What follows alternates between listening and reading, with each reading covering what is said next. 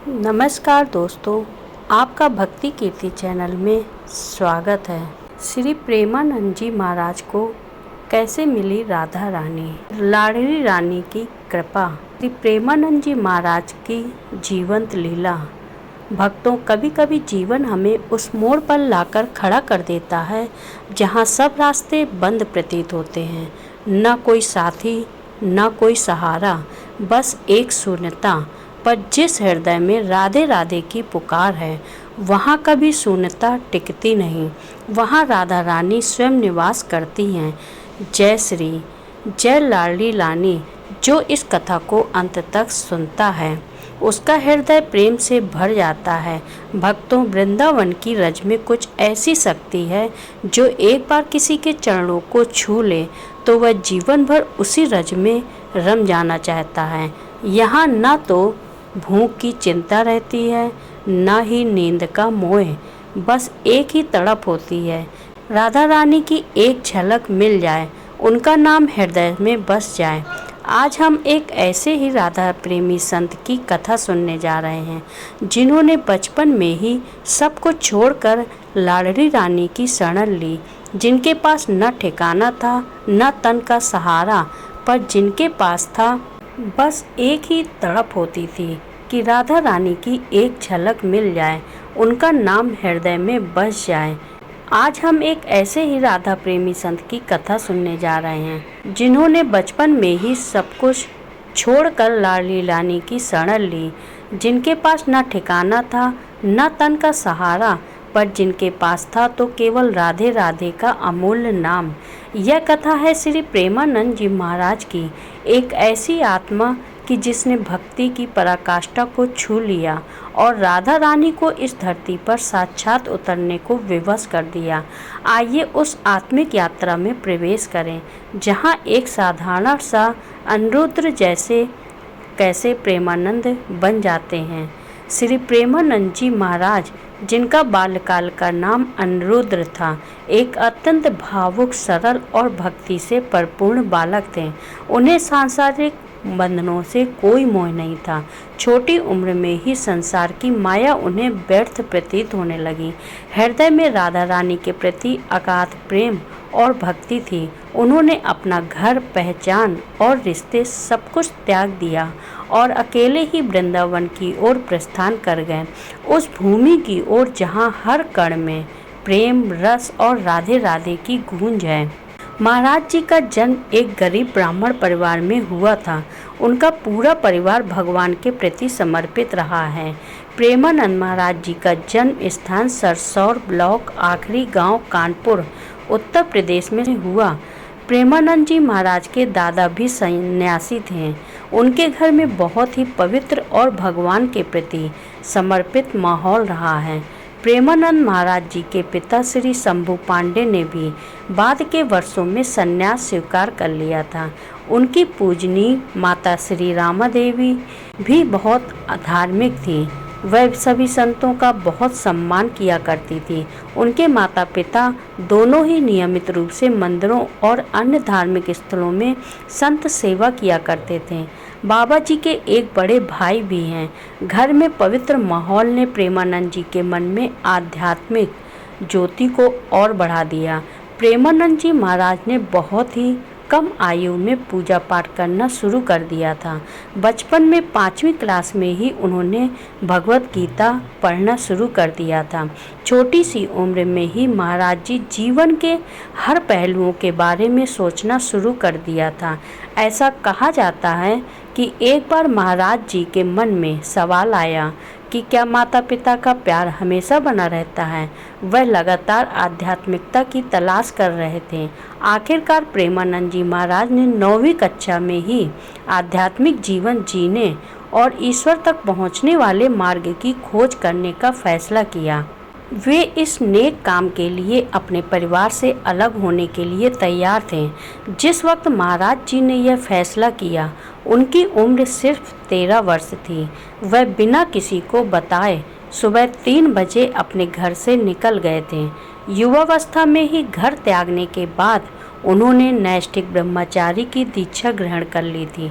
संत के रूप में उनका नया नाम श्री आनंद स्वरूप ब्रह्मचारी था और इसके बाद उन्होंने जीवन भर के लिए संन्यास ले लिया था।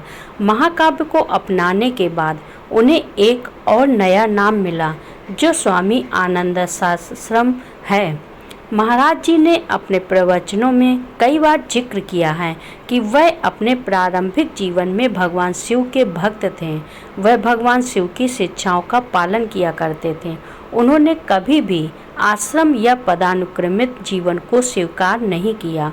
उन्होंने अपने जीवन का अधिकांश जीवन अकेले और अन्य दिव्य संतों के साथ मिलकर बिताया। संत के रूप में बाबा जी ने कभी भी मौसम, भोजन, कपड़ों को लेकर किसी तरह की कोई परवाह नहीं की और वह हरिद्वार और वाराणसी के घाटों के आसपास ही रहा करते थे। वह हमेशा गंगा स्नान किया करते थे, फिर चाहे वह कड़कड़ाती हुई ठंड ही क्यों न हो। इसमें कोई संदेह नहीं कि महाराज जी को भगवान शिव का आशीर्वाद प्राप्त था, जो ज्ञान और करुणा की पराकाष्ठा थे। हालांकि महाराज जी ने अपने लक्ष्य को नहीं छोड़ा और बाद में एक संत की प्रेरणा से प्रभावित होकर स्वामी श्री राम शर्मा द्वारा आयोजित रासलीला में गए। पूरे 1 महीने तक वह रासलीला में मौजूद रहे।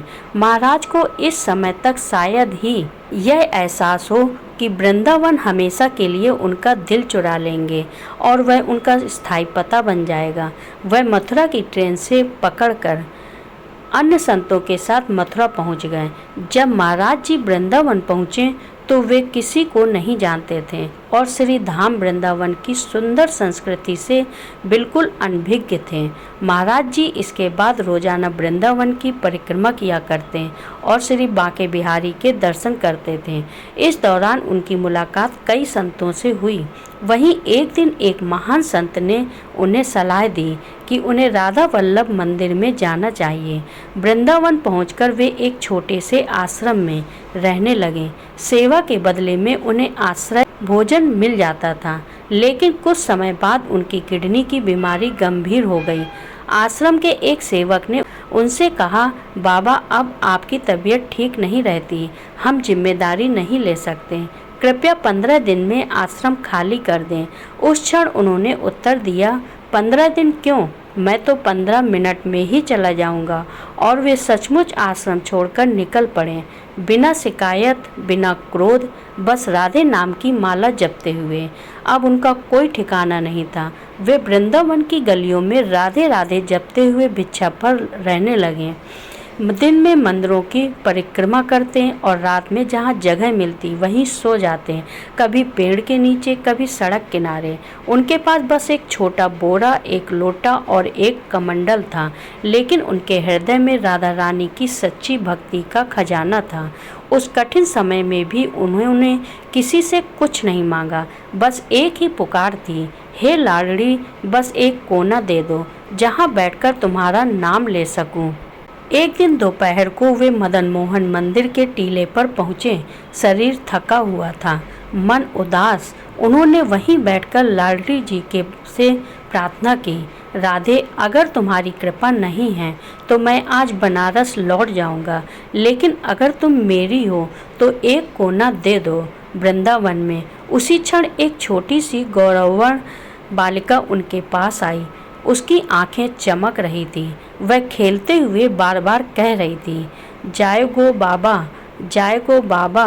प्रेमानंद जी हतप्रभ रह गए। बालिका कुछ देर वहीं खेली और फिर ओझल हो गई। उन्होंने आसपास के लोगों से पूछा, यह छोटी बच्ची किसकी थी? जवाब मिला, बाबा यहाँ कोई बच्चा नहीं आता, ये तो साधुओं का क्षेत्र है।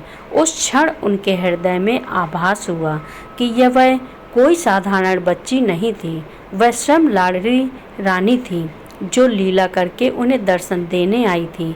उसी शाम एक व्यक्ति अचानक उनके पास आया और बोला, बाबा गौशाला के पास एक छोटी सी कुटिया है, आप चाहे तो वहाँ रह सकते हैं। प्रेमानंद जी चकित रह गए। बिना किसी प्रयास के, बिना कुछ कहे राधा रानी ने उन्हें वह कोना दे दिया जिसकी उन्होंने प्रार्थना की थी। उसी कुटिया में उन्होंने रहना आरंभ किया। वहीं बैठकर वे भगवत का पाठ करते, भजन गाते और राधे नाम का जप करते। क्या आप जानते हैं, पूज्य श्री हित मोहित मरार गोस्वामी जी से प्रेमानंद जी ने दीक्षा के लिए संपर्क किया था। इसके बाद महाराज जी अपने वर्तमान सदगुरुदेव पूज्य श्री हित गौराणी शरण जी महाराज, जो सहचर्य भाव के सबसे प्रसिद्ध और सम्मानित संतों में से एक थे, मिले। प्रेमानंद जी महाराज ने 10 वर्षों से भी अधिक समय तक अपने गुरु सदगुरुदेव की सेवा की। अपने गुरुदेव और श्री वृंदावन धाम के दिव्य आशीर्वाद से वे शीघ्र ही पूर्णतः सहचर्य भाव में खो गए और श्री राधा के चरण कमलों में उनकी अटूट भक्ति विकसित हो गई और वह श्री राधा रानी की दिव्य शक्ति के अंश बन गए। आज प्रेमानंद जी महाराज के प्रवचन सुनकर लाखों लोगों का जीवन बदल रहा है। प्रेमानंद जी महाराज के प्रवचनों को सुनकर आज के युवा भक्ति मार्ग पर चलना सीख रहे हैं। यह कथा केवल श्री प्रेमानंद जी महाराज की नहीं है, यह कथा हर उस आत्मा की है जो भक्ति के मार्ग पर चलना चाहती है। यह हमें सिखाती है कि जब दुनिया आपको ठुकरा दे, जब अपनों से आशा टूट जाए, तब भी एक द्वार सदा खुला रहता है, राधा रानी का द्वार। जो हृदय से पुकारता है उसे लाडली रानी का अकेला नहीं छोड़ती। वे लीला करती हैं, परीक्षा लेती हैं और फिर प्रेम की गोद में उठा लेती हैं। आज भी वृंदावन की गलियों में कोई न कोई बालक किसी कोने में बैठा राधे राधे जप रहा है। आप भी यदि जीवन में कभी टूट जाएं तो बस एक बार हृदय से पुकार कर देखिए, हे लाडली मुझे अपना कोना दे दो। फिर देखिए लीला कैसे घटती है। धीरे धीरे राधा रानी की कृपा से उनकी ख्याति फैलने लगी, लोग उनके पास आने लगे, लेकिन उन्होंने कभी दिखावा नहीं किया, न कोई प्रचार। वे हमेशा कहते, यह सब मेरी लाडली रानी की लीला है, मेरी तो कोई अस्तित्व ही नहीं। आज वही अनुरुद्र बालक जिन्होंने वृंदावन में गुमनामी में जीवन शुरू किया था, प्रेमानंद जी महाराज के रूप में लाखों हृदयों के गुरुदेव हैं। इस कथा से हमें यह सीखने को मिलता है कि जब संसार के सारे द्वार बंद हो जाते हैं, तब राधा रानी का द्वार खुलता है।